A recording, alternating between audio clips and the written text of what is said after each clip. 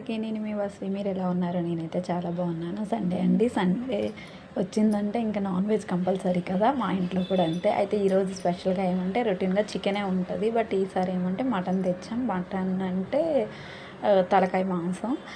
So తలకాయ తెచ్చాం కాబట్టి అందులో మెదడిచ్చాడు, అది మనకి సెపరేట్గా వండాలని చెప్పారు. లిటరలీ నేనైతే ఫస్ట్ టైం అనమాట. యాక్చువల్గా పెళ్ళయ్యాక మారుతారు అంటే దానికి ఏమో అనుకున్నా, కానీ నన్ను నేను చూసుకుంటే అర్థమవుతుంది అనమాట.